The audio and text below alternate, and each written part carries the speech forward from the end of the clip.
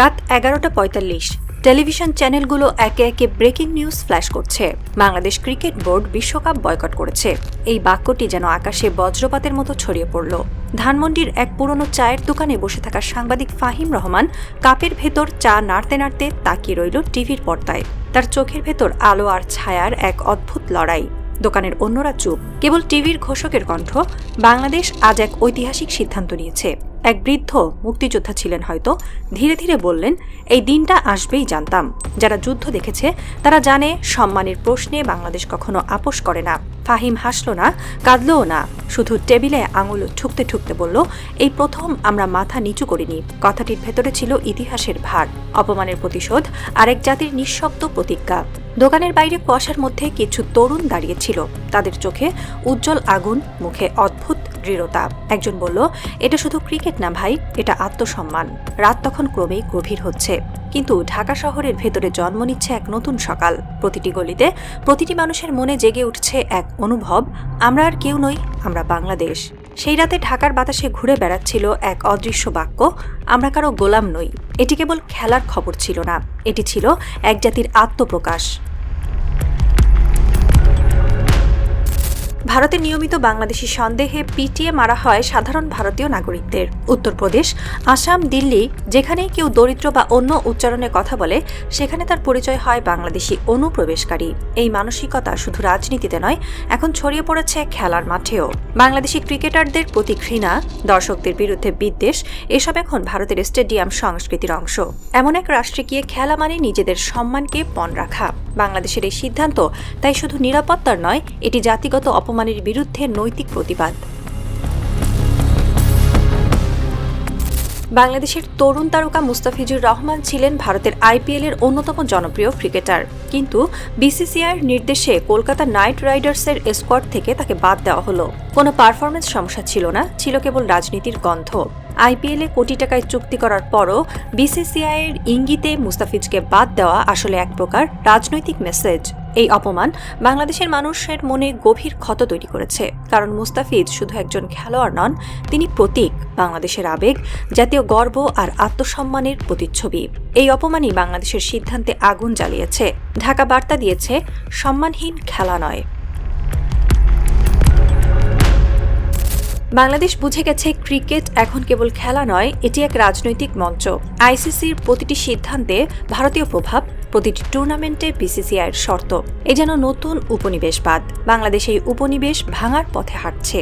সরকার ও BCB দুপক্ষই পরিষ্কার করেছে, দর্শক বা খেলোয়াড়ের নিরাপত্তা নিশ্চিত না হলে ভারতীয় মাটিতে কোনো খেলা নয়। এটি শুধু নিরাপত্তা নয়, এটি নৈতিক অবস্থান। বিশ্লেষকরা বলছেন, এটি দক্ষিণ এশিয়ার ক্রিকেট রাজনীতিতে এক নতুন যুগের সূচনা, যেখানে ছোট দেশগুলিও বলতে শুরু করেছে, আমরাও মানুষ, আমাদেরও মর্যাদা আছে।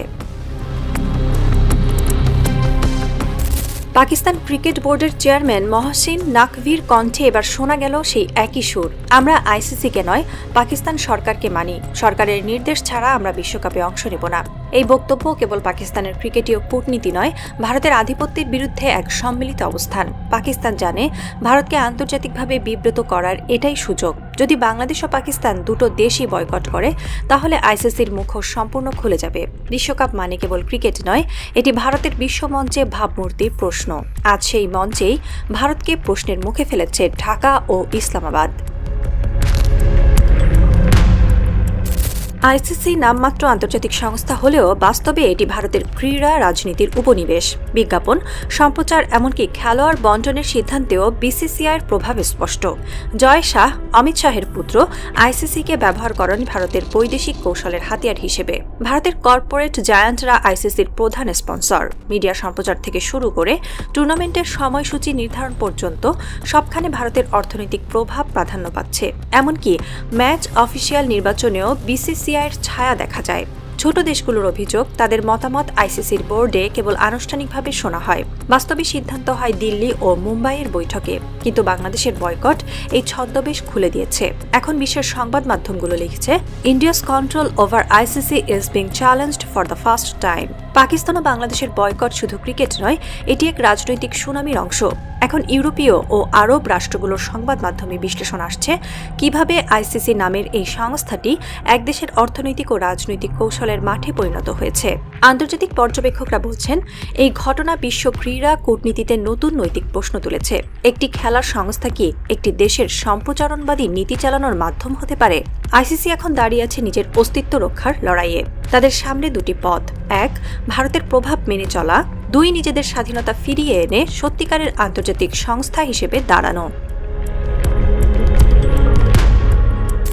বাংলাদেশ ও পাকিস্তানের অবস্থান আসলে দক্ষিণ এশিয়ার নতুন মানসিকতার প্রতীক, যেখানে ছোট দেশগুলোও বলছে আমরাও সমান। এই নতুন মানসিকতা শুধু ক্রিকেটে নয়, এটি দক্ষিণ এশিয়ার রাজনীতিতেও এক মৌলিক পরিবর্তনের প্রতিফলন। একসময় যে ভারতীয় প্রভাবকে স্বাভাবিক মনে করা হতো, আজ সেই প্রভাবের বিরুদ্ধে দাঁড়াচ্ছে প্রতিবেশীরা। বাংলাদেশের সাহসী অবস্থান পাকিস্তানের আত্মবিশ্বাস বাড়িয়েছে, আবার পাকিস্তানের কঠিন ভাষা বাংলাদেশের কূটনৈতিক মর্যাদা আরও উঁচু করেছে। দক্ষিণ এশিয়ার দুই দেশ একসঙ্গে দাঁড়ালে সেটি শুধু ক্রিকেট নয়, বিশ্ব রাজনীতিরও বার্তা হয়ে ওঠে। আধিপত্যের যুগ শেষ হচ্ছে।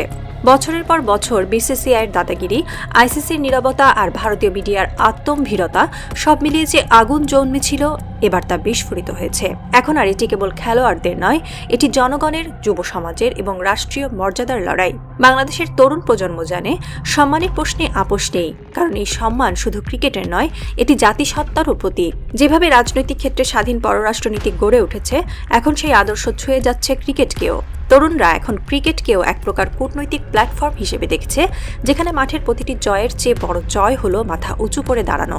বিশ্ব দেখছে দিল্লির ছায়া থেকে দক্ষিণ এশিয়া মুক্ত হচ্ছে এবং নতুন আত্মসম্মানের সূর্য উদিত হচ্ছে।